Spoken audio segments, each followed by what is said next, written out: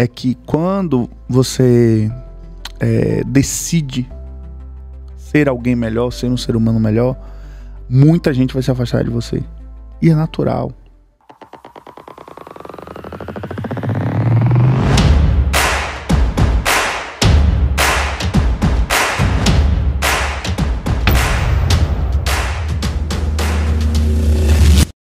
Olá, eu sou Lívia Cisneiros, sou médica ginecologista, atuo com medicina funcional integrativa e essa é a doutora Gabriele Tigre, minha amiga, médica ginecologista também, especialista em cirurgia minimamente invasiva e em cirurgia robótica, e este é o podcast Reconecta. Sejam bem-vindos ao Reconecta. Hoje trataremos de um tema não médico, não teremos mediquês. Hoje falaremos de afeto, de amor, como construir relações que sejam realmente baseadas em um sentimento puro e verdadeiro. E temos o prazer de trazer o nosso querido Edgar Biusen, que é escritor, poeta, celebrante de casamento, que é também uma pessoa iluminada que fala dos sentimentos de uma forma muito, muito positiva. E você já parou para pensar que o amor não é sobre o que você viveu, mas é sobre o que você pode construir daqui para frente?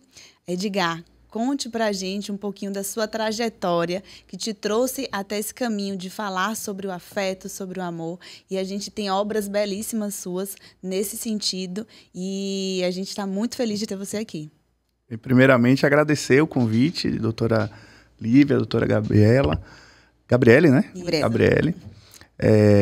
Vou chamar de Gabi, tá? À vontade. E assim, é um prazer estar aqui conversando com vocês e um tema tão importante, né? O afeto. Eu acho que a forma como a gente olha o mundo, a forma como a gente é tratado, a forma como a gente percebe as nossas relações, eu acho que tem muito a ver também com a saúde, né? Eu não sou da área médica, mas eu sempre leio e ouço médicos, amigos, falando como num tratamento é importante uma relação afetiva, um gesto afetivo do médico que está tratando aquele paciente. Quantos e quantos casos aí de pessoas que estão passando por tratamentos de câncer ou doenças difíceis de lidar no dia a dia, quando tem uma rede de afeto, uma rede de apoio, uma rede de amor ao redor, como aquele tratamento acaba sendo mais leve de passar, né? Como aquela situação é mais tranquila de passar quando você tem essa rede de afeto, essa rede de amor, de apoio. Então eu acho que tem tudo a ver. Eu acho que o amor move a nossa vida, o amor move o nosso caminho, a nossa jornada. E eu acho que a gente precisa tirar o amor da caixinha do clichê. Né? Não é clichê, não é brega, é necessário. Eu acho que a gente botou muito isso como algo brega, piegas, chato. E eu acho que o ódio acabou entrando aí nessa brecha que a gente deixou. E eu acho que a gente tem que retomar isso. A gente tem que retomar, falar disso num podcast como esse, que é um podcast técnico, médico, mas o amor também está presente, o afeto também está presente. Exato. A ideia do podcast Reconecta, Edgar, era justamente, quando a gente pensou, era justamente não ser só técnico, né? Porque nós aprendemos, inclusive onde Gabi te conheceu, né? Que foi dentro das obras sociais de Irmã Dulce, no Hospital de Irmã Dulce, foi onde nós fizemos a nossa residência médica, onde nós nos conhecemos e formamos uma rede muito forte de afeto, de amigas, né, e que se apoiam, né, que se curam juntas, e que aprenderam a levar. Aliás, nós fomos formadas, né, dentro dessa escola que é as obras sociais de Irmã Dulce, que fala sobre serviço, sobre caridade, principalmente sobre compaixão. E a gente leva isso para o nosso consultório. Sempre levamos. Acho que é uma característica muito comum da nossa do nosso grupo de amigas e entre nós, principalmente com Gabi. E Gabi te conheceu lá, né? Palestrando lá. Eu já sou sua seguidora há muito tempo, sou sua leitora e tudo mais. E, como eu vinha dizendo, a ideia desse podcast, né, do Reconecta em si, era justamente que a gente pudesse unir ciência, porque é necessário falar, trazer informação de qualidade no mundo onde a gente tem informações de todo tipo de, né, de proveniência, mas também ciência com sensibilidade e com alma. E aí eu acho que foi brilhante essa nossa intenção de te trazer, porque é isso que você faz muito, né, em todos os seus canais de comunicação. Nós somos médicas de mulheres, né, e trabalhamos com o corpo, com hormônios, com diagnósticos, mas, acima de tudo, com histórias femininas. Né? E não existe história sem afeto. Né? E como você mesmo disse, a gente é perceptível, não só é perceptível, a evolução e o prognóstico dos nossos pacientes quando a gente os recebe com afeto, né? Isso engaja no tratamento e tudo mais. Mas a ciência também mostra, né, que a gente tem evidência científica, por incrível que possa parecer para muitos, do que o afeto ou a falta dele deixa marcas no nosso corpo, né? E, assim, a gente trata de mulheres e a mulher, muitas vezes, é a guardiã desse afeto. Na família, no trabalho, entre amigas. E o que a gente vê quando atende essas mulheres em situações de vulnerabilidade, porque ninguém vai ao médico porque quer, é assim, quem cuida do afeto dela, não é? E, assim, a gente, lendo as suas obras e escutando o seu podcast, enfim, a gente entende que o amor e o afeto também podem ser uma atitude proativa, né? Nós temos que buscar praticá-lo todos os dias, né? E eu queria entender melhor, né? O título do seu livro, né? É Pra Frente que se Ama. O que é amar pra frente? Eu acho que o amor é presente. Acho que o amor é presente. Eu acho que a gente vive histórias de amor ao longo da nossa vida. E eu não falo só do amor entre duas pessoas, do amor romântico. Eu falo do amor em todos os sentidos. A gente se apaixona durante a nossa trajetória, durante a nossa jornada. A gente se apaixona por um assunto na escola. A gente se apaixona por uma brincadeira quando é criança, né? Uma brincadeira preferida. A gente se apaixona até por uma aula na escola, no ensino médio, por um tema específico, por uma série.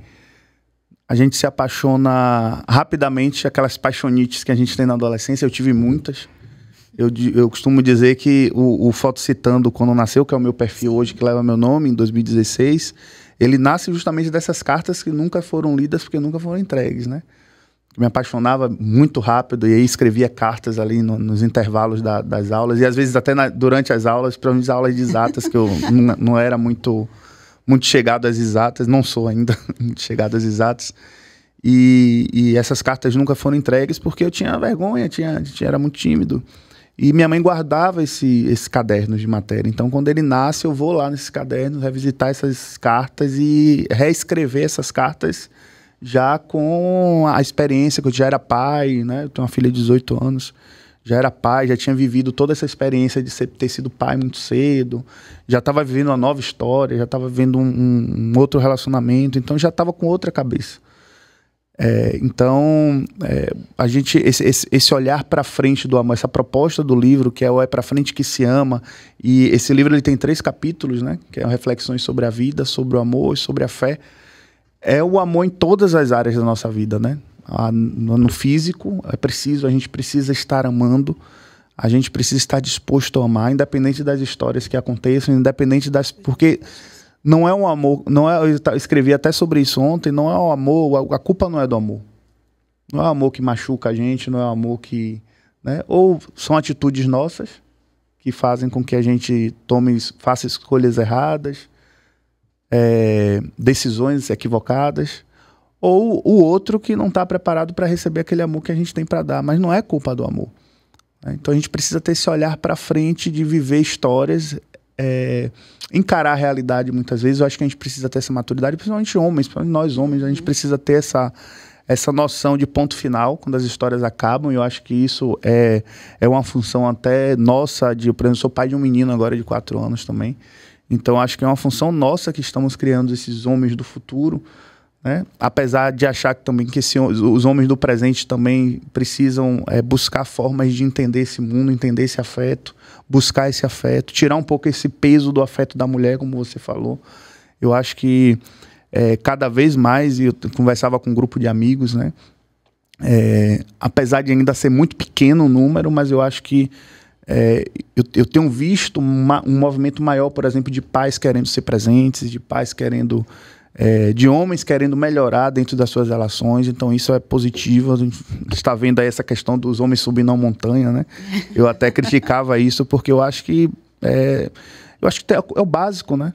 É o básico que a gente precisa entender.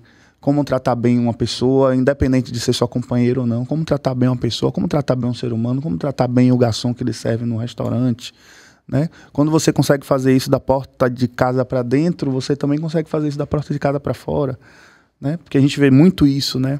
Da porta de casa para fora, a pessoa é maravilhosa, mas da porta de casa para dentro. Então esse afeto, ele nasce dentro de sua casa, no seu ambiente familiar, com sua mãe, com seu pai, com seus irmãos. Você aprende o que é afeto ali. Então a gente tem essa missão também desses homens do futuro. Esses homens que podem ouvir um não e tudo bem, é não, beleza, vamos seguir, né? E quando ouvir um sim, saber tratar e cuidar desse sim de uma mulher, né? Saber cultivar aquele sim. Porque tem muita gente que se dispõe a fazer todo o possível e o impossível na conquista e depois se acomoda. Né? E às vezes não é se acomodar porque não quer mais ou porque deixou de amar. Às vezes é porque o próprio ritmo da vida acaba engolindo, né? A gente acaba priorizando outras coisas. Mas a minha missão, inclusive com esse livro, é justamente mostrar isso, né? A gente precisa se reconectar, aproveitar até o nome do podcast, a gente precisa se reconectar com aquilo que realmente faz diferença na nossa vida. Não importa o que você tem acumulado durante a sua vida, não importa a quantidade de investimento que você tem nas suas carteiras aí de investimento.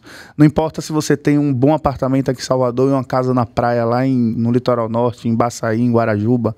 Eu acho que o que vai fazer diferença lá na frente na sua vida é o quanto de afeto você conseguiu manter enquanto você conquistava tudo isso. Então, se para você conquistar tudo isso, você perde pessoas importantes na sua vida que vão fazer diferença lá na frente, numa situação como essa, numa situação onde você enfrenta uma batalha de saúde, que eu passei alguns dias no hospital com minha irmã, e vocês que convivem, que conviveram muito no Hospital Irmã Dulce, sabem o dia a dia de pessoas que estão muitas vezes desenganadas, e que às vezes o que vocês médicos tinham a oferecer de tratamento já foi feito, não tem muito o que ser feito, a não ser esperar se a pessoa vai reagir àquele tratamento, ou esperar até a morte mesmo, porque não tem mais jeito. Naquele momento ali, eu acho que muita gente tem a noção de como os afetos que elas deveriam ter cultivado ao longo da vida eram importantes na vida dela, porque eu acho que a gente pode recuperar tudo na vida. A gente pode perder dinheiro, a gente pode perder carro, a gente pode perder casa, a gente pode perder uma chance. O cavalo selado pode passar na nossa frente, a gente pode deixar passar. Mas quando a gente perde algo que importa realmente, que são a nossa relação com as pessoas, com filhos, com irmãos, com pessoas que a gente ama mesmo, eu acho que isso faz uma diferença enorme. Eu acho que é nesse momento, a gente não precisa esperar esse momento chegar, né, para poder se atentar da importância do amor e de cultivar as relações na nossa vida. Eu acho que a gente não pode esperar, a gente não está mais em tempo, a gente não tem tempo a perder. A gente precisa falar disso agora. A gente precisa isso agora, né? colher isso agora e ter essa noção, porque a vida ela vai tentar passar. A vida a gente vive o agora. E o agora é difícil, tem boleto para pagar, tem fatura de cartão, tem preço de gasolina, tem o preço do ovo que está caro para cacete, né? Então assim, a gente precisa dessa dinâmica, a gente precisa correr atrás, né? Vocês precisam no seu dia a dia se movimentar para ter paciente, para ter movimento no consultório de vocês. Eu preciso me movimentar para vender livro. E às vezes essa dinâmica da vida acaba engolindo algumas coisas que parecem que não é uma prioridade naquele momento. E em nenhum momento eu digo que não é importante. Não é importante você ter dinheiro, não é importante você ter ambição. Não, é importante. As pessoas, né, precisam... eu acho que é válido a gente querer vencer na vida, a gente querer conquistar nossas coisas, a gente querer conquistar nossa independência financeira. Isso é válido, é muito importante. Mas eu acho que quando a gente se perde nesse caminho, e aí perde pessoas, perde a pessoa que ama. Quantas pessoas, né,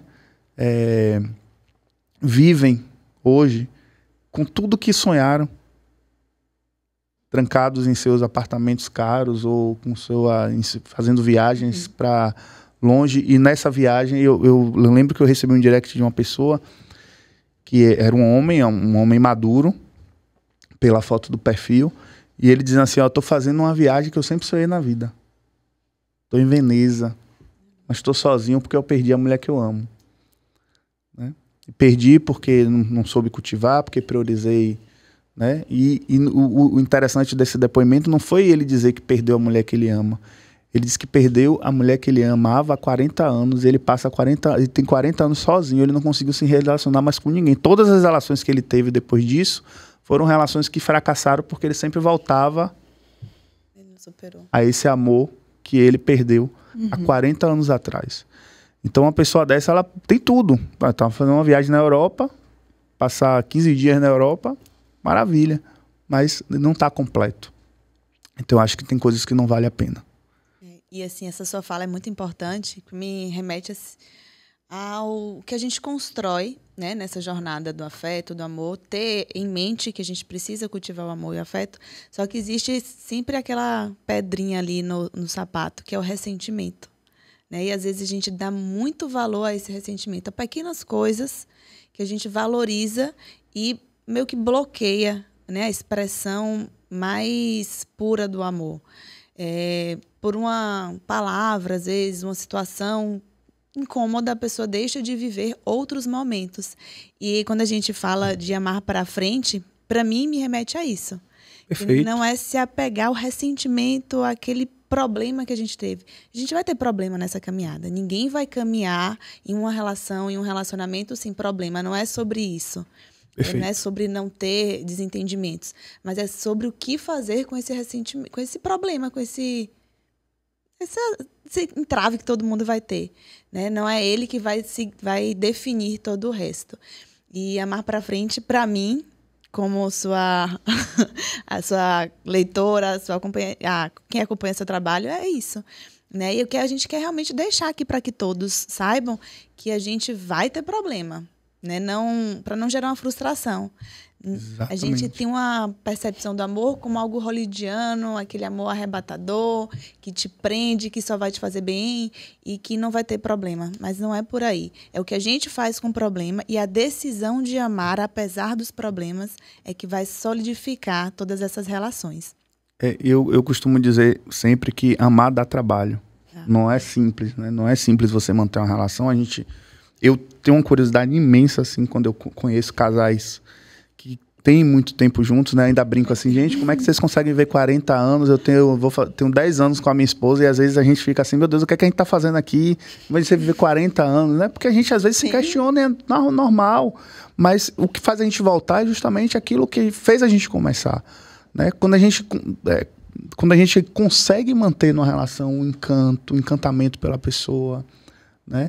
Quando a gente consegue manter com a pessoa o diálogo, né? Porque não existe relação perfeita no silêncio, não existe.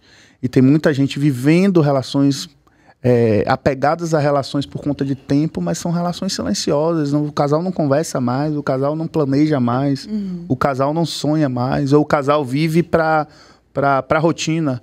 É aquele casal que vive para trabalhar, que sai cedo, chega tarde, cansado, dorme, no outro dia acorda cedo, final de semana está cansado, não tem mais lazer juntos. Né? Então tem muito casal que vive assim. E eu acho muito interessante o que você falou, essa visão e eu acho muito bacana isso, né? Essa troca que eu tenho com leitores, porque às vezes a gente escreve uma coisa, e às vezes até sem intenção, né? E você trazer essa questão da mágoa mesmo, porque às vezes a mágoa ela só prejudica quem sente. Porque a gente tem nossos momentos difíceis e que muitas vezes a gente vai falar algo que vai machucar alguém, a gente vai fazer algo que vai ferir alguém, porque a gente não é perfeito, né? A gente vai ter atitudes que vai desagradar alguém, que vai machucar alguém, e o mais interessante, muitas vezes a gente não vai saber o peso daquilo para aquela pessoa. Então muitas vezes a pessoa está magoada com você, está ressentida com você, não perdoa você, você nem sabe, e aquela mágoa, aquele ressentimento só está adoecendo a pessoa que está sentindo. Porque você não sabe que você magoou, você não sabe. Às vezes a pessoa deixa de falar com você ou deixa de ter alguma troca com você, isso para qualquer tipo de relação.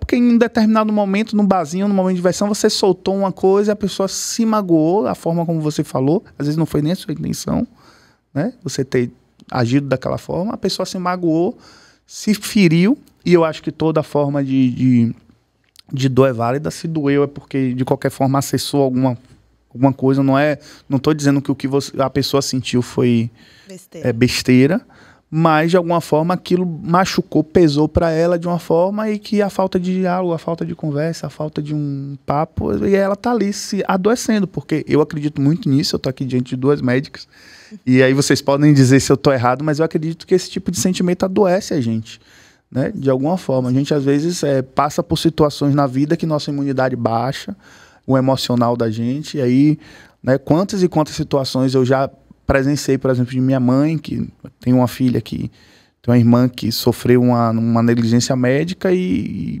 vive há 30 anos em cima de uma cama. Então, quantas vezes eu vi minha mãe ali firme, mas quando a Aline tinha algum problema, alguma situação, minha mãe, a imunidade baixava, ela adoecia, né? Mas mesmo adoecida, ela ali, junto, firme.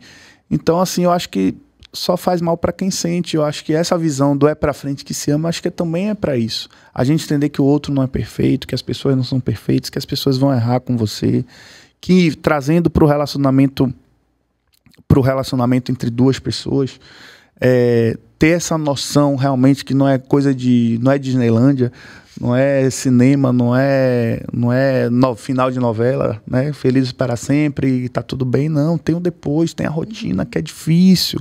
E a gente precisa entender que a rotina, ela faz parte da vida da gente também, né? E se a gente não está disposto a viver a rotina com a pessoa que a gente ama, é porque esse amor não é suficiente, né? Porque às vezes quando a gente ama uma pessoa, que maravilha, porque quando a gente está apaixonado, começando um relacionamento, é ótimo ficar em casa assistindo filme, assistindo série com a pessoa que a gente ama, sem nada para fazer, comendo às vezes qualquer coisa. Não vamos almoçar, não vamos fazer só pipoca e ficar aqui o dia todo.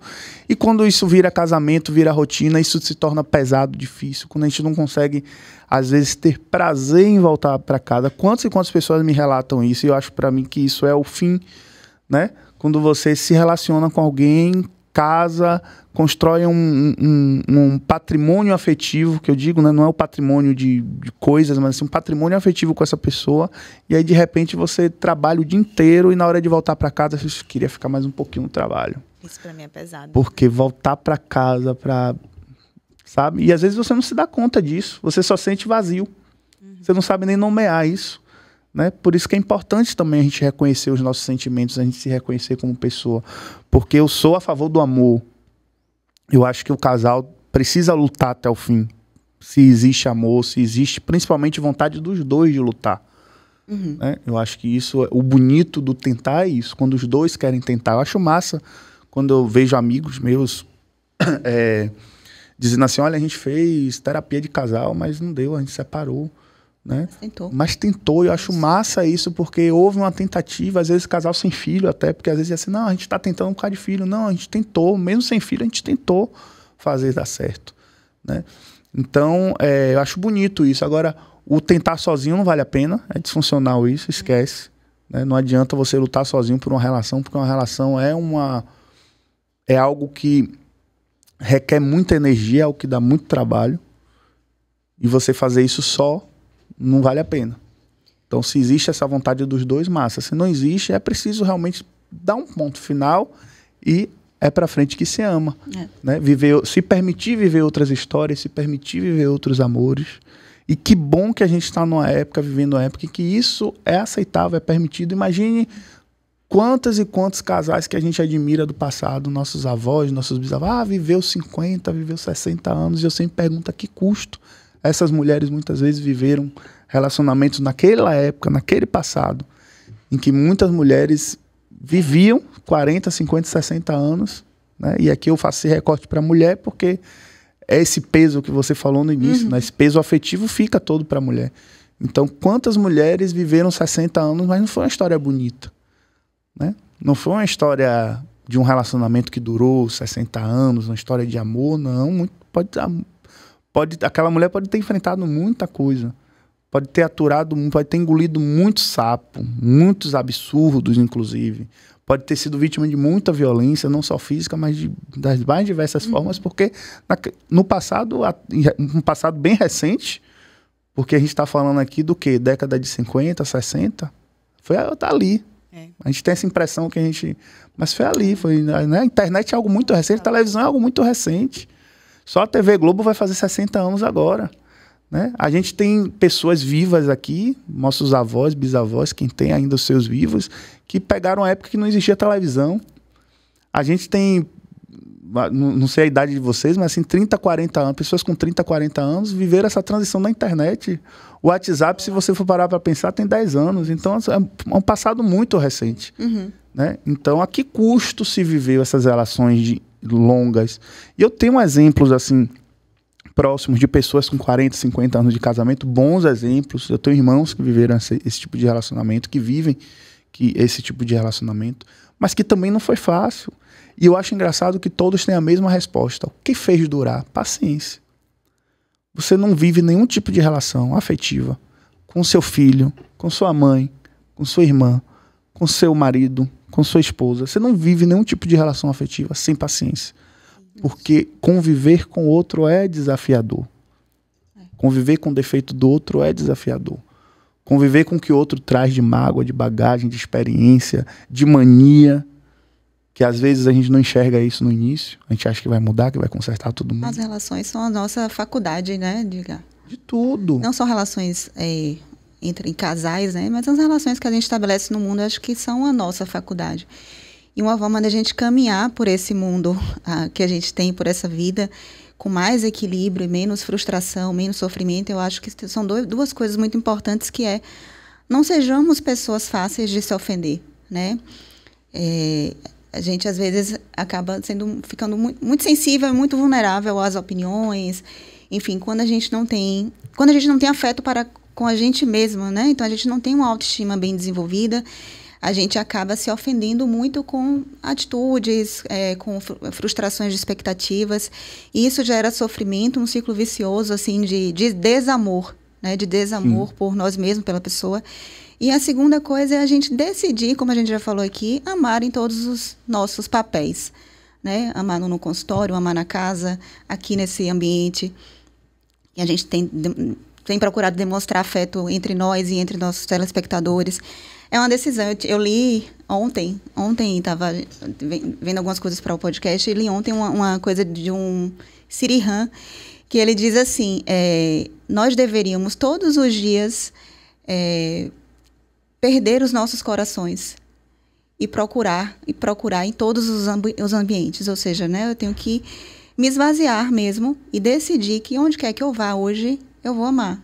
Eu vou, né, ser um reflexo de amor e de afeto.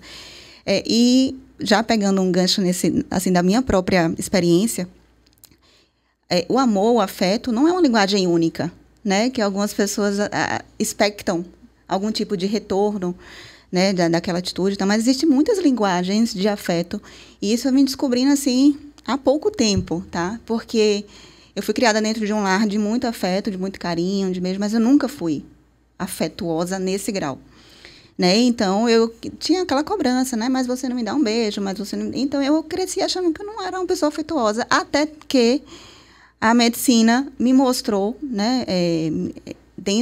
Eu digo que eu sou a minha melhor versão quando eu estou atendendo alguém, porque eu me esvazio de mim, não importa, está acontecendo, o mundo está caindo lá fora, eu estou triste, não importa, eu estou dando o meu melhor para aquela paciente. E os retornos, né, de ver, nossa, você me acolheu tanto, e alguma coisa do tipo, minhas amizades têm reforçado esse tipo de coisa sobre mim, que eu não tinha consciência de que eu era afetuosa. Por quê? Porque existem linguagens de afeto, e a minha linguagem de afeto, eu acho que é a escutativa, o fazer, sabe? Eu não sou uma pessoa como eu disse, não sou uma pessoa beijoqueira, não sou uma pessoa de grandes demonstrações públicas, digamos assim, embora hoje porque sempre fui muito tímida, né? Com o Instagram e com o uso dessa ferramenta para falar do meu trabalho, eu acabei vendo um ambiente onde eu posso me expressar também. Então, me ajudou muito. Eu gosto muito de escrever. Então, assim, eu queria que você falasse para a gente, para que as pessoas entendam que não existe uma regra, não existe um protocolo para amar, não existe um protocolo para demonstrar né? Que a própria escuta. É tão difícil hoje alguém que te escute, né? Porque a gente está sempre querendo ter opinião sobre aquilo que a gente está ouvindo. A escuta, a ajuda, a facilitação. Poxa, eu estou vendo que aquela pessoa está precisando de chegar em determinado ponto e eu posso facilitar através das minhas possibilidades. Enfim, quais são as linguagens, né? Orienta nosso público, tranquilize as pessoas, assim como eu tenho sido tranquilizada pelas minhas amigas, pelo meio em que eu convivo e pelas suas leituras também. Eu vivi uma experiência dessa, a minha própria história é uma experiência assim, né? Porque por toda essa situação que minha mãe passou com minha irmã é um ano mais nova do que eu. Eu nasci em setembro de 88, ela em dezembro de 89. E poucos meses depois ela teve um probleminha de saúde, sofreu essa negligência médica e ficou em estado vegetativo, né? Perdeu toda a coordenação motora. E eu cresci nesse ambiente de muito afeto, né? Porque foi uma escolha de minha mãe. Eu digo que foi uma escolha porque foi sugerido a ela que numa cirurgia a Aline morresse, né? Porque não ia ter jeito, ia colocar a válvula no cérebro, mas ela ia continuar em estado vegetativo, não ia ter muito o que fazer. Se ela sobrevivesse à cirurgia, ela ia viver a vida condenada em cima de uma cama. Então o médico sugeriu isso a ela e ela escolheu que se ela sobrevivesse, ela queria a filha dela viva. E assim aconteceu. Ela voltou para casa e eu cresci assistindo essa devoção, né, esse cuidado de minha mãe com a Aline. Mas ao mesmo tempo minha mãe virou uma mãe super protetora. Porque era aquela mãe que tinha medo que alguma coisa acontecesse comigo e com minha outra irmã, Gleice, que era a filha mais velha do primeiro casamento dela. E a gente viveu isso durante muitos anos, né? Esse medo dela da gente ficar na porta sozinho, porque ela tem acho que é ansiedade generalizada, né? Porque só pensa na tragédia. Não, se ficar na porta sozinho, passa um carro, atropela. Se for pro Tamina Park, quem é da minha época conhece, que era o primeiro sinal que a gente estava chegando em Salvador, a gente que morava no interior, era ver o Tamina Park. E nunca fui, não conheço, porque todo passeio de escola que tinha, ela sempre achava que eu ia morrer afogado. E aí veio a história da cobra que apareceu na piscina do Tamina Park, e aí pronto, que acabou. E eu teve um momento da minha vida que eu percebi que eu nunca tinha tido um abraço de minha mãe, né? E aquilo começou, depois que eu percebi isso, depois que a gente tem noção de alguma coisa, a gente fica com aquilo na cabeça, né? E aí, realmente, eu fiquei, durante muito tempo, questionando isso, né? Pô, minha mãe nunca me deu um abraço, minha mãe nunca teve gestos práticos, né? Físicos de afeto. E isso aconteceu no lançamento do meu primeiro livro, que ela disse que não ia, acabou aparecendo, e ela me dá um abraço, e naquele momento vira uma chave, né? Que diz assim, poxa, eu cobrei um abraço que eu poderia ter dado. E muitas vezes é isso, e ali veio também muitas memórias de momentos em que minha mãe ela foi afetiva comigo, né? Até os 14 anos eu tinha crise de asma, e minha asma era noturna, ela só aparecia na madrugada, e ela levantava, a gente chamava ela de pajé, porque tudo de folha, de chá, de suco batido de folha que ensinava ela fazia, tanto que eu não canso mais como eu cansava antes, aliás, muitos anos que eu não tenho. E eu não sei o que foi. Não sei se foi remédio, não sei se foi chá, não sei se foi mastruz com leite, não sei o que foi, não sei qual foi. Ela brinca, ela diz, não sei o que foi que ele curou. De tanta coisa que ela me dava. E ficava aquela madrugada inteira ali comigo, até eu melhorar na nebulização. E no outro dia acordava cedo para levar para médico. Então, isso são gestos de afeto. Isso são gestos de carinho. Aquela mesa posta para quando eu chegava da escola para almoçar. Aquela mesa do café da manhã antes de eu ir para a escola. Então, tudo isso é uma forma de abraço também. E, às vezes, a gente está cobrando algo que a gente pode oferecer, né? Porque eu passei tanto tempo cobrando um abraço de minha mãe, se eu poderia ter dado, se eu poderia ter encostado, como a gente faz hoje, né? Depois que eu tive essa maturidade emocional também, de você entender que o outro não é você. Né? Eu acho que a gente vive uma época também de muita vaidade, muito ego, e muita prepotência de achar que os outros precisam ser como a gente é, que os outros precisam enxergar o que a gente está enxergando. E muitas vezes, muita gente tem a visão limitada, muitas vezes, isso é muito forte, muitas vezes o outro está se esforçando muito para dar aquilo que ele não teve. Exato. Muitas vezes o outro está se esforçando muito para amar um amor que ele nunca conheceu. Então a gente precisa ter essa maturidade também. Mas porque meu marido, meu irmão, meu pai, meu filho não faz certas coisas. Às vezes não é o que ele não faz, é o que ele está tentando fazer. E às vezes a gente tá tanta prepotência, a gente tem tanto ego, a gente tem tanta vaidade que a gente não reconhece isso, a gente não consegue perceber isso. Então é esse um dos cuidados também, um dos pilares do afeto é justamente esse. A gente não consegue dar afeto e a gente não consegue perceber afeto se a gente não se conhecer melhor. Por isso é importante, eu sempre bato nessa tecla, eu não sou terapeuta, eu não sou coach.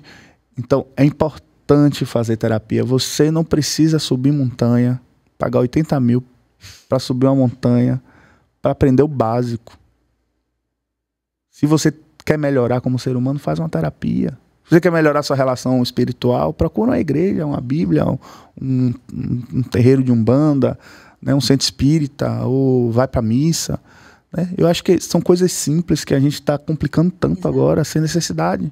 E a gente pode acessar de forma simples. Dentro da gente. Eu reconheço, a gente vive um período difícil, esse machismo estrutural, e eu quero melhorar como homem. Vai para terapia, vai entender as suas dores, vai entender aquilo que está reprimido em você, para que você seja um pai melhor, um marido melhor, um filho melhor, um irmão melhor, um ser humano melhor. É simples. A gente tem aí, mas terapia é caro, a gente tem grupos sociais, né, que fazem terapia social, com tarifa social. A gente tem espaços, livros, vídeos. Quantos psicólogos, terapeutas estão aí oferecendo muitas vezes insights gratuitamente, né, na internet. Bons terapeutas. Você tem Rossando Klinger, você tem Alexandre de Coimbra, que tem um grupo maravilhoso assim, sobre masculinidade. Você reconhecer reconhecer como uma pessoa frágil também, porque eu acho que isso é importante. A gente falar para os homens e para os nossos filhos que ser frágil não é algo...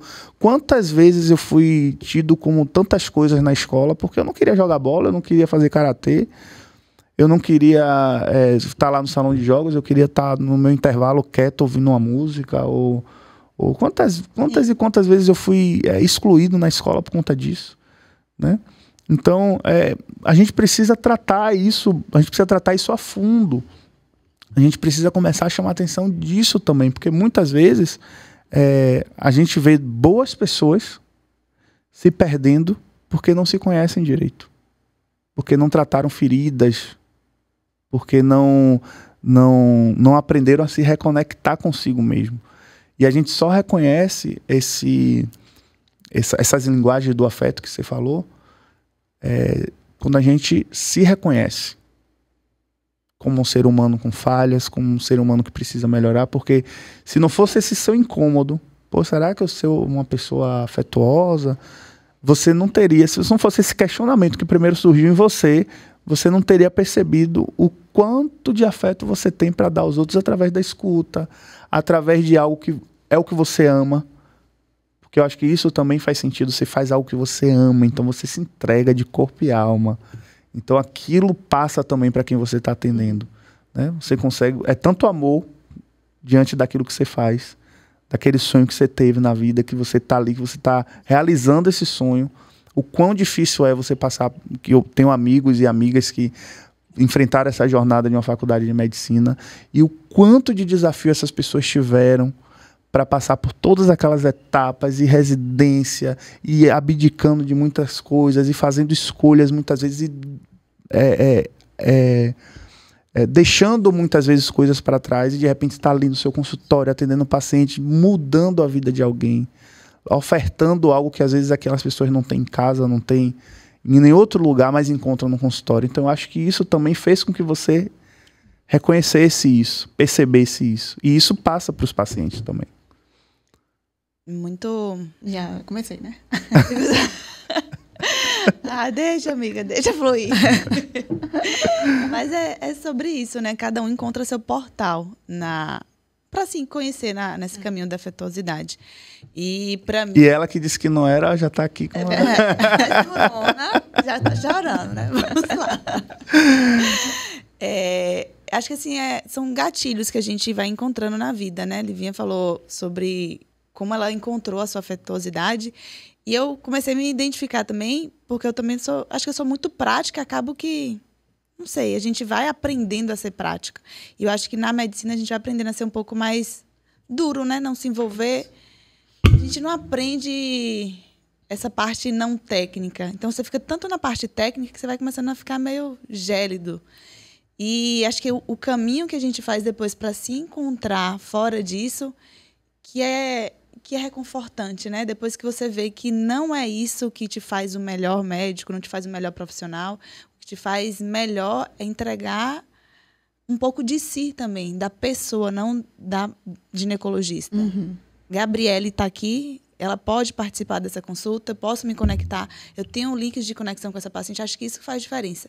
E meu caminho para o afeto veio através dos meus filhos, porque foi a missão que Deus me deu mais difícil até o momento, foi ser mãe.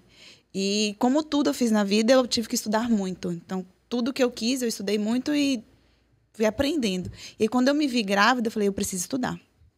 Agora eu vou ter que estudar, porque eu não tenho noção, não quero repetir, não é instintivo, acho que eu quero agora fazer diante do protocolo da maternidade. Aí comecei a ler muito. E um livro que me marcou muito e que me trouxe alguns conceitos que eu não tinha foi As 5 Linguagens do Amor, que é exatamente isso que você falou. Eu acho que todo mundo deveria conhecer esse conceito. Não que vai te guiar e vai te fazer uma pessoa melhor, mas se você conhece a forma que você consegue expressar afeto e a forma que as pessoas que você se relaciona, que você ama, né, que você se preocupa mais em demonstrar esse afeto, se você conhece a forma que ela se sente realmente amada, acho que você consegue ser mais assertivo nessa comunicação. E aí isso realmente para mim mudou muita coisa.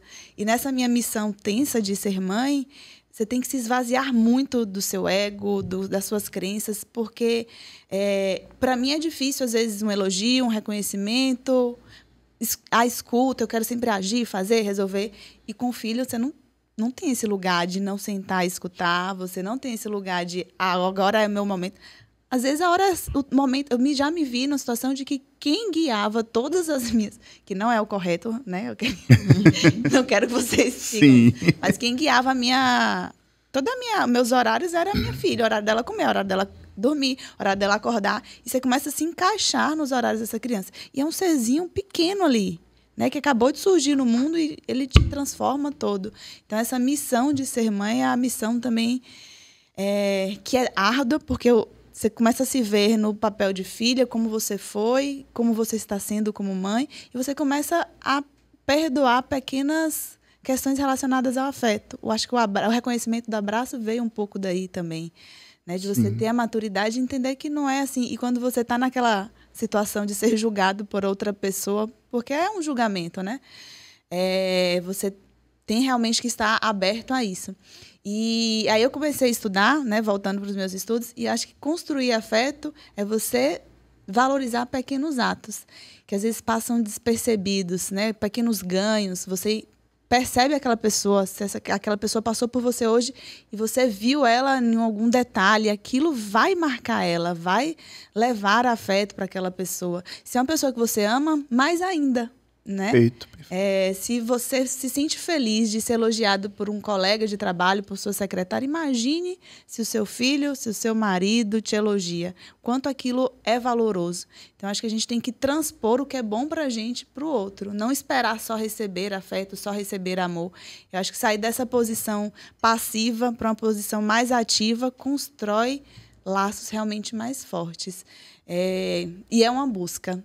É um constante... Da vida inteira. É um constante exercício de você tentar, como eu posso melhorar. E a terapia vem muito daí. Sim. Eu sempre falo no consultório, a terapia não vai resolver seus problemas. De jeito nenhum. Nenhum terapeuta vai te dar o caminho para seguir, para resolver. Mas ele vai te fortalecer e te dar ferramentas para que você mesmo resolva. Eu acho que é tentar desbancar um pouquinho o orgulho, o ego. Perfeito. Se evoluir nesse sentido. E nesse processo, assim, 2 coisas importantes que você falou. A primeira é sobre essa questão da medicina, né? A gente que não é da área, a gente ouve muito isso, né? Que médico é prático, médico é frio. E isso me traz, assim, uma lembrança muito forte de quanto tempo eu passei. E a gente da família ainda passa, ainda tem esse sentimento, né? Mas como eu ressignifiquei isso, por exemplo, no momento que esse médico chega para minha mãe e diz assim... Vamos fazer a cirurgia, vamos colocar a válvula, mas é melhor que ela morra, né? Eu acho que isso também tem um pouco dessa dessa praticidade que a medicina exige um pouco de muitos médicos, né? De ser prático. Olha, isso aqui... Eu lembro que a conversa foi assim... A primeira vez que eu vi essa história, ele disse assim, olha, a senhora tem um filho de 1 ano e pouquinho que é virado nos 600, que não era fácil. Seu marido tem 68 anos. Né? Será que a senhora vai dar conta desse problemão aqui que pode vir pela frente? Né? Então, eu acho que... E eu consegui entender, apesar de não concordar, o que ele estava querendo dizer naquele momento. Né? A praticidade que ele teve de enxergar, e ele atendeu o pedido de minha mãe. Porque a Aline tinha 95% de sair morta da cirurgia. De forma natural. Na cirurgia, ela tinha 95% de sair morta.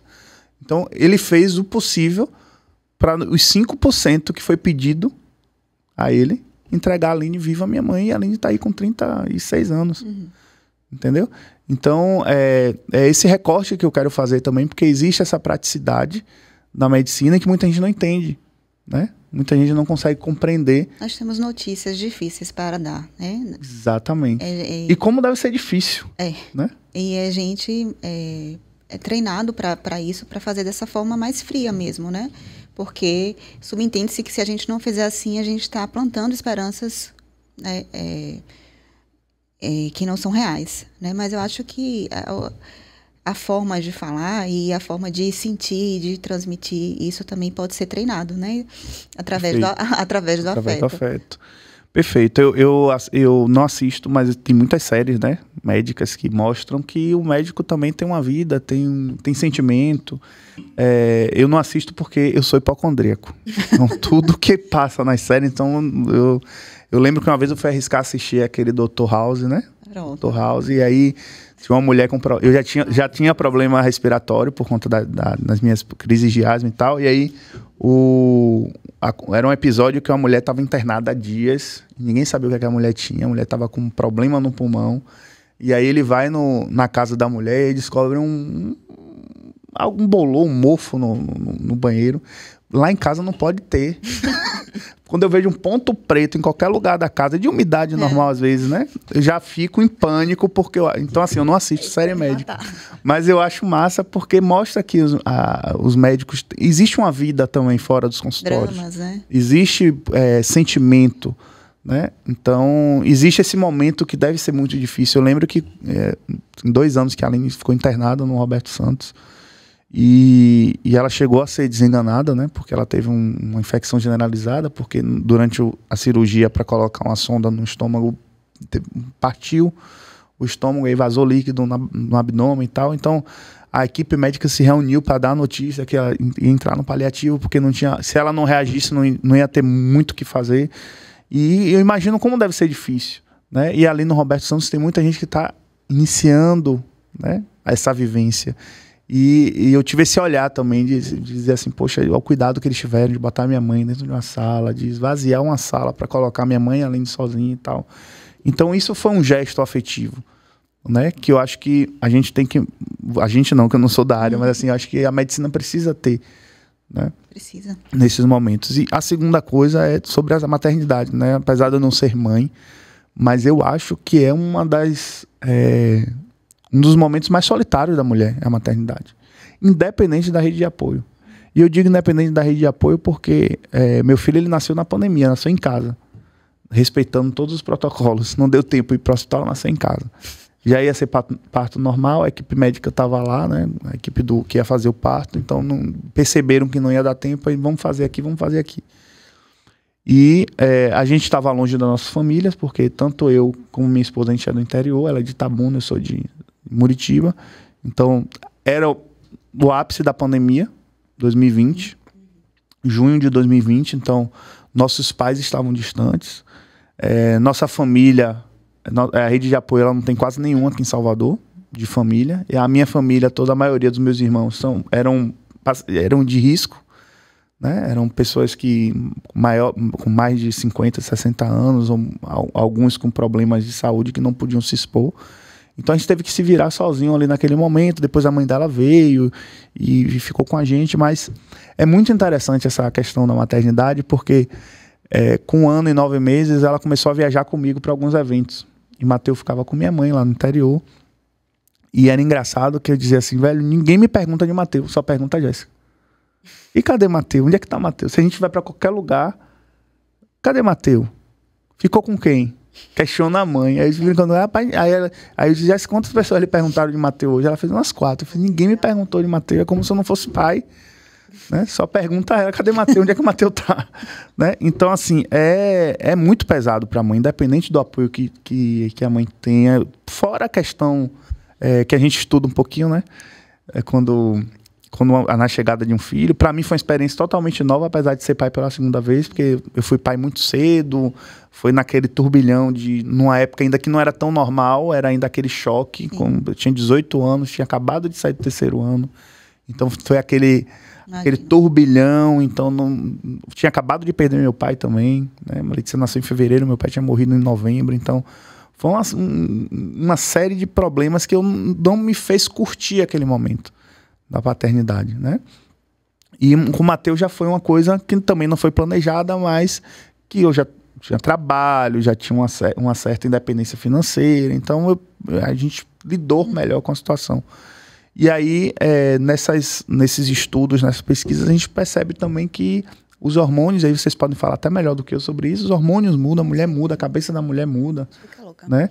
E aí tem tudo isso, aí tem a questão do bebê que é totalmente dependente da mulher. Por mais que o pai esteja presente, por mais que eu estava ali, não tinha trabalho, não tinha nada, porque estava na pandemia, estava tudo parado, mas tem coisa que só a mulher faz. Né? A amamentação, colo.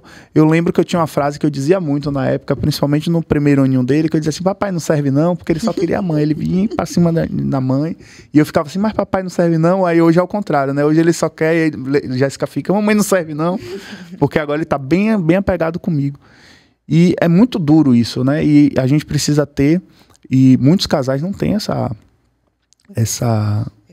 maturidade, né? Essa sabedoria para enfrentar esse momento. Tanto que é muito alto o índice de divórcio e de separação no primeiro ano do bebê. Né? Às vezes existe amor na história, existe amor na relação, mas assim, não existe a maturidade para enfrentar, para passar por esse momento. Então deve ser muito doloroso, e eu digo que deve porque eu não sou mulher, não posso falar aqui em nome de vocês, né? Mas é um processo que nós homens, vocês aí que estão em casa, que estão passando por esse momento, que a esposa está grávida ou está com recém-nascido em casa, entenda que é uma mulher que está em uma formação emocional nova praticamente. Né? Exatamente. Então é preciso também que o homem se desapegue do ego, da vaidade, do egoísmo, né? Para poder entender que é uma fase, e gente, é uma fase. É uma fase que dura, dizem, né, que dura até os 7 anos da criança. E passa muito rápido. A gente não tem noção de como passa rápido. Às vezes eu fico chateado de noite, porque ele tem um quarto dele, ele acorda, vai pro meu quarto e é desconfortável. Porque ele já tá com 4 anos. Né? Então é desconfortável a cama. Mas às vezes eu fico assim, gente, mas passa tão rápido que daqui uns dias eu vou estar pedindo para ele vir pro quarto e ele não vai querer mais. Entendeu? Então, às vezes, assim, se a gente se dispôs a construir uma família, se a gente se dispôs a abrir o caminho, de quebrar muitas vezes padrões de comportamento que a gente condenava dos nossos pais, né? Coisas que a gente condenava, que a gente, eu acho que meu pai não fez assim, acho que minha mãe não fez assim, e você tem a chance de formar uma nova pessoa, um novo cidadão, né? Que independente da criação, eu lembro que isso foi numa terapia, tem uma terapeuta que me disse isso, Maria Bicalho, uma vez, e virou uma chave na minha cabeça. Independente do amor que você der para sua filha, ela vai ser o que ela tiver que ser. Sim. E isso é muito real. Quantas e quantas vezes a gente vê crianças criadas em um lar de afeto, de carinho, de cuidado, e são crianças que crescem e depois, né, se rebelam contra a família, entram nas drogas, né, pessoas com, às vezes, não, mas é porque se envolve com droga e com problemas, né, ilegais por conta porque vive em situação de risco. Não, às vezes a gente vê pessoas de família com dinheiro, com grana, com tudo, e cai no mesmo lugar. Então, assim, independente do esforço que você faça, mas a gente não faz pelo outro, a gente faz... E tudo que você deve ter feito e faz pelo seu filho, filha? Tem um filho e uma filha. Uma filha, pelos seus filhos. Não é por eles, é por você. Agora, é difícil a gente conseguir separar isso daí. Uhum. É muito difícil. Por isso que eu falo que é a missão mais tensa da minha vida, porque realmente é tensa. É o tempo todo olhando e tentando acertar, e você vê que não está certo e tenta ajustar e muda a estratégia, o que está dando certo hoje, amanhã já não dá.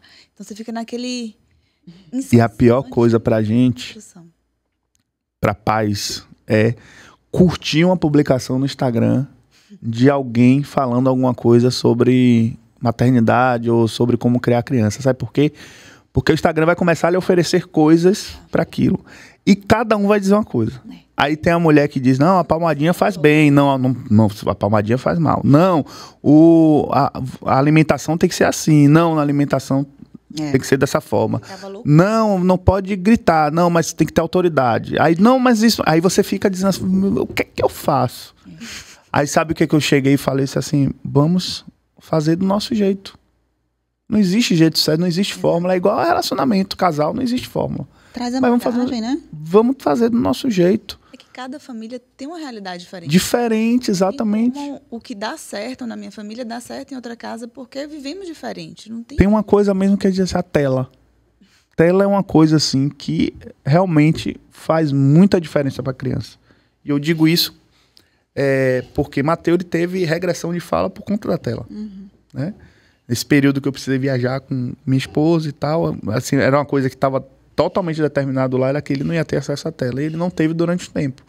Aí foi pra casa da avó, a gente teve que viajar para trabalhar, e aí ficou na casa da avó, e a avó você foi criada assistindo Bob, assistindo Doug Funny, nada, aí você tá bem, você tá ótimo. E aí ele voltou da casa da avó praticamente sem falar, já tava falando banana, já tava falando mamãe, né? E voltou sem falar, e a gente não percebeu, porque no dia a dia a gente não percebe essas coisas. A gente percebeu numa consulta com a pediatra, que ela perguntou o que ele estava falando já, e a gente fez assim, ele tava falando. E aí ela encaminhou pro neuro, pro fono, né, para fazer os testes, e aí a própria fono pegou, tira as telas, e aí com menos de uma semana sem tela, ele voltou a falar e tá aí falando pelos cotovelos. Mas é uma coisa assim que eu não julgo, porque às vezes uma mãe sozinha, que não tem rede de apoio, que precisa parar para fazer uma comida, que precisa parar para fazer um trabalho, que precisa parar para estudar.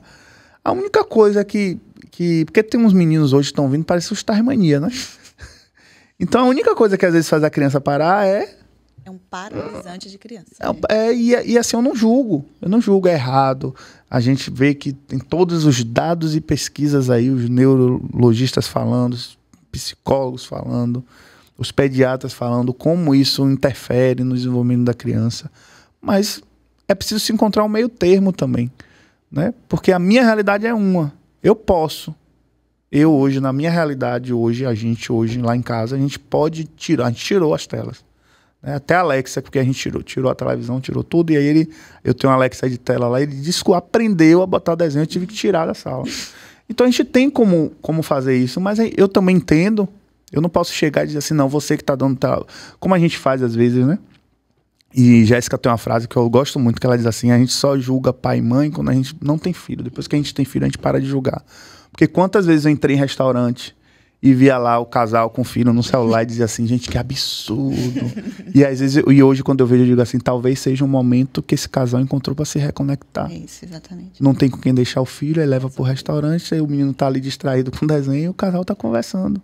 Às vezes é o único momento que eles têm, né? Exatamente. A gente está falando de afeto, de amor, e um pressuposto é que a gente não tem, o julgamento vai na contramão. Perfeito. Disso aí, né? Eu não sou mãe ainda, mas eu tenho total compreensão, falo isso para a Gabi, para as meninas, para mim, eu tenho total compreensão que é o amor mais próximo do amor divino, né? Porque tem entrega total, né, de si.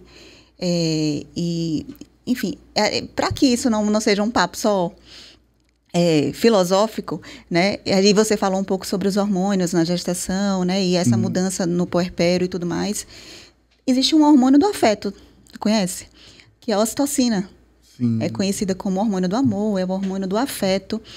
E olha, é orgânico isso. Isso que a gente está conversando aqui hoje é muito importante do ponto de vista espiritual, de maturidade, de autoconhecimento, mas também é ciência, também é medicina. A ocitocina é o hormônio do amor, que a gente conhece na medicina como o hormônio do parto, da amamentação e tudo mais, mas também é um hormônio que afeta diretamente, por exemplo, como lidamos com o estresse, nosso sistema imunológico, nosso apetite. Interfere até no resultado da reposição hormonal, quando a gente trabalha na menopausa. E como é que a gente estimula a ocitocina, não estando grávida, não estando amamentando? Amando, abraçando, né? Quando a gente abraça alguém que a gente ama, quando a gente se encontra com o nosso círculo, né, de pessoas que a gente ama, enfim. Então, a gente pode exercitar e a gente pode ser proativo, inclusive nessa... Não, eu quero produzir mais ocitocina, o que é que eu tenho que fazer para isso? Né? Então, a gente pode fazer toque, acolhimento, escuta, tudo isso são recursos terapêuticos, na verdade, que são poderosos como um protocolo de tratamento mesmo. Existe uma linha na ginecologia chamada ginecologia natural, ou naturalista, enfim, mas que eles têm muito claro essa ideia de que o afeto ou a falta dele tem impacto na nossa saúde física, né? Uma mulher que é carente de afeto, muitas vezes são corpos inflamados, almas que estão exaustas, e elas entendem que isso reflete também em úteros que gritam, através de sangramentos anormais, ovários com cistos. Essa é uma ideia da ginecologia natural que eu acho que eu não conheço a fundo, não sou uma praticante, mas assim, faz sentido, né? As nossas emoções, elas realmente interferem na nossa saúde como um todo, né? Então, assim, eu trabalho com medicina da longevidade, faço, né, medicina funcional, integrativa, e costumo prescrever sono, nutrição, alimentação saudável, mas talvez, e já prescrevo muito, um momento de autoconhecimento. Eu estimulo muito que minhas pacientes comecem o dia se dispondo a aprender algo sobre elas mesmas, seja através da religião, da conexão com o que ela acredita, através de podcasts como o seu. Né? A gente tem muita oferta hoje, né, pelas várias plataformas de informação de autoconhecimento, porque realmente a terapia não é para todos ainda, né? Não é todo mundo que tem acesso. Mas talvez a minha maior estratégia, né, para a longevidade feminina seja ensiná-las ou orientá-las que elas voltem a amar de verdade a si mesmas e aos outros, e a vida, né? Uma das coisas que eu tenho muita dificuldade de de orientar essas pacientes, essas mulheres que me procuram com os seus vários sofrimentos, é que elas vão precisar dizer não. Porque a cultura é a cultura da empatia, né, que a gente defende e pratica, mas assim, o excesso uma overdose de empatia, às vezes embota o nosso próprio sentimento e as nossas próprias necessidades, individualidades, e negligencia o nosso próprio cuidado. Então, eu tenho tentado, né, de alguma forma, chegar nessas mulheres de forma a dizê-las que, olha, dizer não também pode ser um ato de afeto, principalmente para você. E eu queria entender se no seu contexto, se você também entende assim. É a primeira coisa quando você começa a se entender melhor, né? Eu acho que é o primeiro passo, é você se dar limites. Você entender os seus limites. E isso passa pelo não. Isso passa totalmente pelo não. É poderoso a pessoa lhe chamar para ir para um lugar, você disse assim, não. Por quê? Porque não. Eu não quero ir, não tô com vontade de ir. Não, obrigada. Eu não vou fazer, não quero fazer, não quero desse jeito, né? E aí você percebe que pessoas vão se afastar de você, pessoas vão colocar vocês numa caixinha de... Radical, pessoa ruim, pessoa... E às vezes você não fez nada demais. Você só disse que não ia, você só disse que não queria, você só disse que não ia fazer daquela forma. É poderoso e é o primeiro passo, é o primeiro sinal de que você está dando um passo em direção ao seu autoconhecimento. É quando você começa a se dar esse limite. É quando você começa a se perceber. E é muito difícil. Chegar nesse ponto aí é muito difícil. Esse afastamento eu não acho ruim, sabia? Porque eu acho que existe gente para tudo. tem gente para o meu perfil, tem Exatamente. gente para o seu perfil, tem gente para o perfil de Livinha. E tá tudo bem, eu acho que a gente tem que se conectar com quem faz sentido mesmo. Exatamente. Tem que agradar todo mundo. Exatamente. Eu acho que esse afastamento, para mim, é o melhor caminho. Se não tá bom para você, realmente procure. Exatamente. Tá bom para você. Eu acho maravilhoso. Exatamente. E isso faz parte da caminhada, né? Porque tem uma coisa muito forte nos relacionamentos gerais, não só relacionamento de casal, é que quando você decide ser alguém melhor, ser um ser humano melhor, muita gente vai se afastar de você. E é natural. É óbvio. É óbvio porque tenho certeza que na trajetória de vocês, de estudo, de dedicação, em alguns momentos, pessoas se afastaram de vocês porque vocês focaram ou naquele semestre, ou naquele tema, ou naquilo que... E aí algumas pessoas se afastaram, porque teve gente, eu acredito que do círculo de vocês, que estava focado na farra da faculdade, numa viagem, num relacionamento, às vezes, que tira o foco da gente. E é normal, não estou julgando, é só porque a pessoa está vivendo uma fase diferente, teve uma vivência diferente, e às vezes a faculdade é só um passatempo. Mas às vezes para a gente é algo que assim, é a nossa vida, é o nosso futuro, então eu vou me dedicar a isso aqui. E vocês vão se aproximar de pessoas com o mesmo objetivo. Pessoas com o mesmo objetivo, com o mesmo olhar de mundo, com a mesma visão de mundo, porque não dá.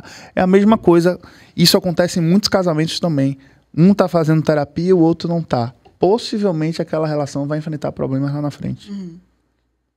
Porque um está se entendendo, um está se conhecendo melhor. E aquele um não vai poder fazer sozinho pela relação. Ele vai melhorar. Ele vai melhorar como pessoa, ele vai se descobrir, ele vai se reconectar com ele, ele vai descobrir onde dói, ele vai aprender a dar limite, a dizer não, e a outra pessoa vai estar parada, não vai evoluir junto. Então, em algum momento, aquela relação vai ficar disfuncional, e se o outro não buscar melhorar, vai se afastar. Filhos, muitas vezes com pais narcisistas, pais tóxicos, quando começam a fazer terapia, quando começam a se conhecer melhor, quando começam a dar limite, qual é a primeira coisa que fazem? Se afastam. Mas não se afastam porque não gostam dos pais, porque não... Se afastam porque entenderam que há muita convivência, dá problema. Então vamos dosar. Não vou estar todo dia ali naquele ambiente que me faz mal. Uma distância saudável. Uma distância saudável. Então acho que é natural esse afastamento, esse novo ciclo de pessoas que eu acho que o universo acaba colocando no seu caminho, e não é algo mágico, não é algo de outro mundo, não é algo que a gente vai buscar em resposta na astrologia, enfim. Eu acho que é um ciclo natural. A gente só se dá bem ao redor de coisas que a gente acredita. Não que a gente vai viver numa bolha, eu acho que o contraditório é interessante, mas no momento em que você está vivendo uma experiência de se conhecer melhor, você vai buscar pessoas que estejam na sua mesma vibe. Né? No momento que você começa a crescer como pessoa, como ser humano, melhorar como ser humano, coisas que antes não lhe incomodavam, por exemplo, quantas vezes eu ouvi de amigas, eu tenho muitas amigas, inclusive a minha maior rede de afeto quando o assunto é amizade são de mulheres. E elas falam assim, velho, comecei a terapia, e aí 1 ano, 2 anos de terapia, coisas de... não reparava que meu namorado ou meu noivo, quando a gente entra num restaurante, ele não olha nos olhos, ele não olha pro garçom, ele simplesmente faz assim, ó. Eu quero isso aqui, e dane-se. Coisas que era comum que ela não percebia, ela passou a perceber. Por quê? Porque ela passou a ter uma régua. Ela se conheceu tanto que ela disse assim, não, isso aqui eu aceito, isso aqui eu não aceito mais. E isso não é só para o que acontece com ela começa a olhar o mundo diferente. E quando ela começa a olhar o mundo diferente, ela começa a perceber a atitude das pessoas ao redor dela também. E aí não dá, e aí começa a ter problema. E é um dado também, alguns amigos terapeutas de casais, inclusive, que dizem, não, a terapia, quando é uma apenas que faz na família, em algum momento aquele casal ou vai se separar, ou vai ter problemas sérios. Porque um vai entrar num grau de melhora, de limites, vai começar a dizer não. Vai começar a se impor na relação, vai começar a dizer assim, não, minhas vontades também são importantes. e o outro vai ficar ainda lá naquela relação que começou, às vezes, há 16 anos atrás, há 20 anos atrás, há 5 anos atrás, né? E não evoluiu. Está acostumado com aquela pessoa que conheceu. Então, é preciso realmente um esforço enorme para chegar nessa fase e tomar, muitas vezes, decisões. Porque, às vezes, por mais que você se conheça, por mais que você saiba dar limite nas suas relações, é difícil sair de alguns lugares. É difícil quebrar alguns ciclos, é difícil dizer para os nossos pais, por exemplo, dizer assim, não, agora eu vou vir aqui, ao invés de eu vir todo final de semana, eu vou vir uma vez na semana para a gente evitar conflito, ou porque esse ambiente me faz mal. Né? Eu vou me afastar um pouquinho. É difícil, não é fácil. E às vezes a gente reluta com isso, às vezes a gente ainda vai ser muito mais, a gente vai se machucar até mais do que antes, quando a gente não percebia certas coisas, certos comentários, certas atitudes do outro que machucava a gente, só que a gente não percebia que machucava. A gente sentia várias coisas, incômodo, vazio, intuição, desconforto, mas não doía. Sobrecarga. Não doía porque a gente não sabia o que era, mas quando a gente percebe que aquele comentário de um amigo, de um colega de trabalho, é um comentário feito muitas vezes para machucar, aí passa a doer. Mas às vezes você não pode sair daquele lugar, porque às vezes você mora com seu pai, com sua mãe, então você não tem como sair ali daquele momento. Às vezes é um relacionamento que você está apegado naquele relacionamento, aí você não quer sair. Às vezes é um trabalho que você precisa, e aí você não pode simplesmente jogar para o alto, porque você precisa daquele salário. Então até você ter, mas só o fato de você reconhecer que dói já lhe movimenta, porque eu acho que é o desconforto que faz você se movimentar. O desconforto faz assim, não, eu preciso... Ah, não, é um desconforto com meus pais, vou tomar uma atitude. É um desconforto com meu companheiro, com minha companheira, vamos sentar, conversar, tentar ajustar isso. É um desconforto no trabalho, vou procurar outro. Vou por quantas pessoas, num desconforto desse, faz um curso, se redescobre numa profissão por causa de um desconforto desse. Então, desconfortos são necessários e eu acho que é um aprendizado que a gente vai ter durante toda a nossa vida. Agora, eu acho duas coisas importantes também, que eu acho que o exemplo arrasta. Essa mudança pode levar a pessoa para um lugar melhor também. Apesar de distanciar, eu acho que também pode mostrar que talvez vamos mudar a rota e o diálogo vem como ela. Perfeito. Eu acho que se você se incomoda na sua relação, independente de qual relação você tem, com quem seja, se você tem um relacionamento que é verdadeiro, acho que sempre vale a pena sentar, conversar, mostrar, expor. E pensando em afeto, não é um diálogo que você aponta o erro da pessoa. Talvez você demonstrar como você se sente e como vocês podem juntos construir uma mudança pode levar para um caminho diferente. Você falou assim, né, de distanciamento, eu sempre tento levar para o lado, vamos fazer uma releitura disso daqui. Perfeito. Eu acho que relacionamento é escolha também. A gente tem que escolher todos os dias, doa o que doer, e vamos evoluir. Quando se constitui uma família, quando tem filhos envolvidos, eu acho que a gente tem que estar sempre se colocando no lugar de como evoluir essa relação também. Perfeito. Colocar o amor no centro da nossa relação, evoluir e tornar os nossos atos afetuosos, porque eu acho que atitudes afetuosas reforçam o amor que a gente tem. E o mais importante, a gente precisa reforçar isso sempre. Dá muito mais trabalho recomeçar uma história do que consertar aquela que você está vivendo. Né? Porque às vezes a gente se cansa, às vezes a gente é engolido por essa... A gente é encantado por essa... Hoje é muito fácil você se relacionar, né? Hoje você tem aplicativo, você tem Instagram, você tem rede social aí à vontade, e parece ser muito fácil você começar uma relação nova. Às vezes a gente tem essa falsa impressão, não é fácil, vou ficar solteiro ou solteira, amanhã já tenho uma disposição aí de gente que bota foguinho lá nos stories, que bota, né? A gente vê muito isso, que eu nem encaro isso como paquera, mas muita gente, minha geração, acha que é paquera, você curtir. Eu mesmo morro de medo de curtir publicação hoje, porque eu curtia, assim, às vezes nem lia a legenda, saía curtindo tudo. Sim, aí alguém, rapaz, você fica curtindo a publicação da pessoa, a pessoa vai achar isso, mas eu tô curtindo, a pessoa postou, né, pra curtir. Aí hoje eu não curto mais, eu fico ali só, meu Deus, observando, porque se curtir é porque você tá paquerando. Aí assim, que momento a gente vive de carência de achar que uma curtida significa que a pessoa tá, né?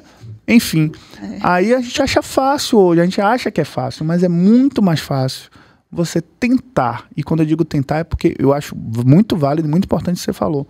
O diálogo, a conversa, mas isso não se faz sozinho. Se a outra pessoa não estiver disposta a ouvir, né? Porque o afeto, ele é um caminho, é um caminho de 4 mãos. Por mais que você dê e doe afeto, é preciso entender esse limite de empatia que você falou. A empatia é muito bonita, acho a palavra maravilhosa, mas a gente precisa aprender que empatia não significa a gente se machucar Relação, né? e se anular pelo outro. Então, se o casal está disposto, e eu tenho uma amiga minha, Sinara Dantas, que me ensinou isso, né? Que aquela música de Carlinhos Brau, ela é terapeuta também de casal, e ela diz que aquela música Carlinhos Brau que diz assim, você, o amor e eu, quem de nós dois vai segurar nós três, que muita gente ouve e acha que é um amante e tal, e na verdade a terceira pessoa é a relação, porque você tem o outro e você tem a personalidade daquela relação, é uma pessoa. Aquele relacionamento é uma pessoa, você precisa ter as suas individualidades, você precisa ser a Gabi mãe, a Gabi irmã, a Gabi médica, a Gabi amiga, você precisa ter os seus momentos fora o casamento. Seu esposo precisa ter um momento fora o casamento. E a relação precisa ter rotina, precisa ter momento de diálogo, momento de escuta. Mas se os dois não estão dispostos a cultivar essa personalidade desse relacionamento, ela vai acabar.